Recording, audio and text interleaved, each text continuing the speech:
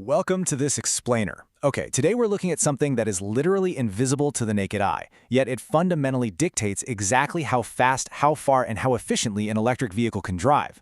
We're talking about the physics hiding inside an electric motor's copper wires. It's this wild story of how a seemingly microscopic design choice, specifically choosing between traditional random windings and these things called rectangular hairpin windings, becomes the absolute ultimate deciding factor in an EV's power and efficiency. So, can changing the shape of a single wire really revolutionize the electric car? I know. It sounds like a bit of an exaggeration, right? But the reality of motor engineering is that every single millimeter of space counts. What we're about to explore is a fascinating kind of two steps forward, one step back technological mystery. Because as it turns out, every time we solve a problem in EV power density, the fundamental laws of physics decide to throw a brand new curveball right back at us. To really get this mystery, we have to contrast the status quo with the proposed solution. Usually, you have traditional random winding, basically just conventional round wires grouped together. And well, because they're round, they just don't pack perfectly. They leave all these little air gaps that totally limit thermal efficiency and waste extremely valuable space. But then, you have the rectangular hairpin winding. Instead of round wires, we're using flat, solid, rectangular bars of copper. It seems like a super simple geometric upgrade, right? But as you're going to see, swapping from round to rectangular changes absolutely everything about how a motor behaves. Okay, let's dive into this roadmap. First up, the EV motor bottleneck. 2. Enter the hairpin winding. 3. The high-speed catch. 4. Visualizing the invisible. And 5. Engineering the solution. Let's kick things off with Section 1, the EV motor bottleneck. The absolute core engineering challenge of modern transportation is that we desperately need more power, but we can't add weight. You can't just slap a bigger motor in there, because a heavier car just takes more energy to move. So, as our source material perfectly puts it, of the techniques used to maximize the power density of electric machines, the design for high operating speeds is one of the most effective and straightforward. Essentially, pushing motors to spin faster is the ultimate goal. But doing that, it creates massive thermal and structural roadblocks. The faster a motor spins, the hotter it gets, and the more efficiency we just lose to heat. Which brings us to Section 2. Enter the hairpin winding. So if we can't make the motor larger, and spinning it faster just creates a bunch of heat issues, we have to make the inside of the motor fundamentally more efficient. And hey, this isn't just some theoretical lab science. We're seeing this architecture in the actual bare stators of the Chevy Volt, Prius, and Bolt. Plus, it's seen massive, widespread adoption by performance heavyweights. I'm talking Tesla, BMW, Lucid, Porsche, and Mercedes. They are all jumping on this because it absolutely delivers on the promise of high-reliability motor drives. And you can see exactly what that transition looks like right inside the motor itself.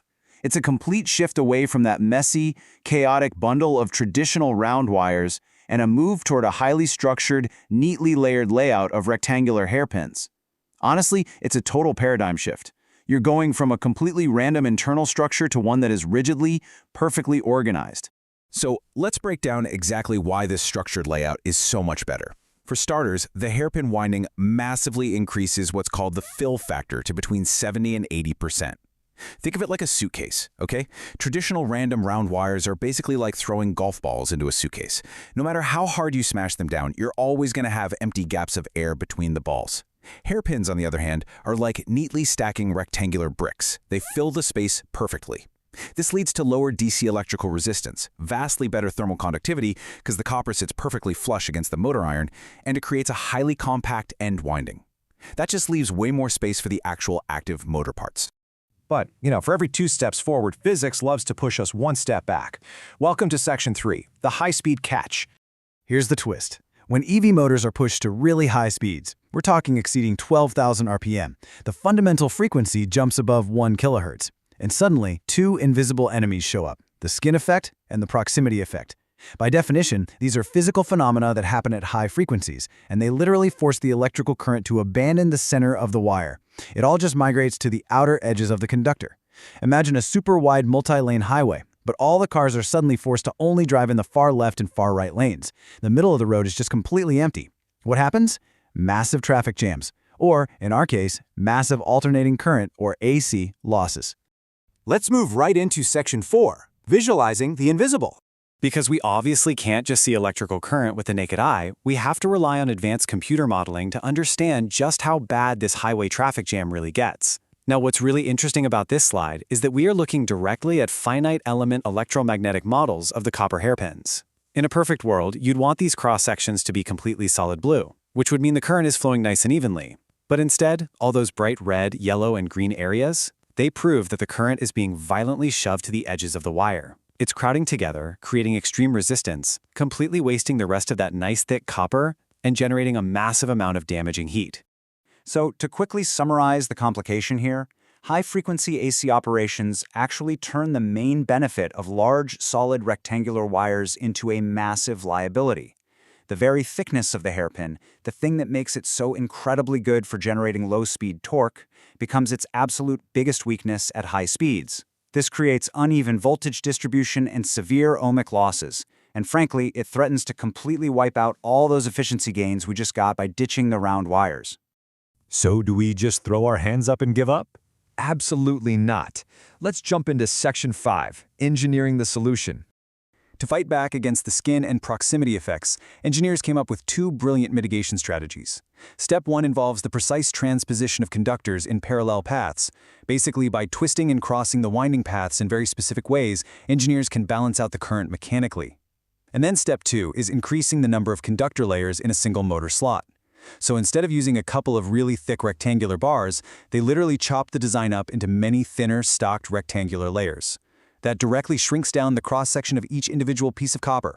And the results of chopping those wires into more layers are, quite frankly, staggering.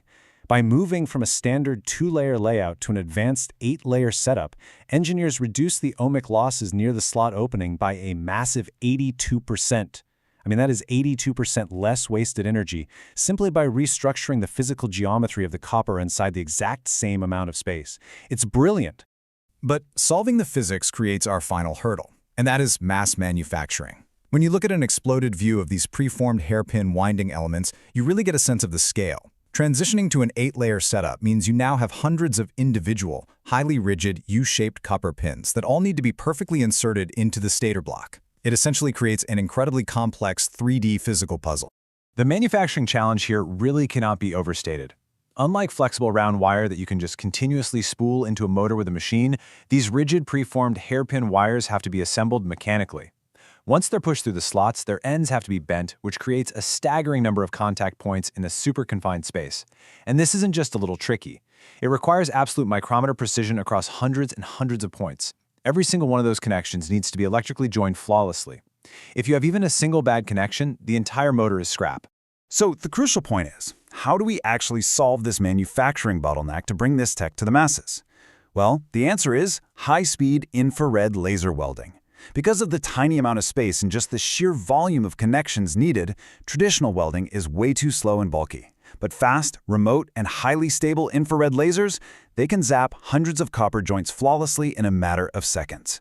This specific manufacturing breakthrough is literally the ultimate key that makes mass production of these highly complex, high-efficiency EV motors possible today. Which brings us right to the edge of tomorrow. We've seen how moving to layered hairpin windings and utilizing lasers has allowed us to temporarily bypass our current limitations. But as we continually demand even more power and even higher speeds from our electric vehicles, will the physical limits of copper eventually force us to rethink the electric motor entirely? It is a fascinating problem, and one that automotive engineers are actively sweating over right this very second. Thank you for joining me for this explainer. Keep asking questions, and I'll catch you next time.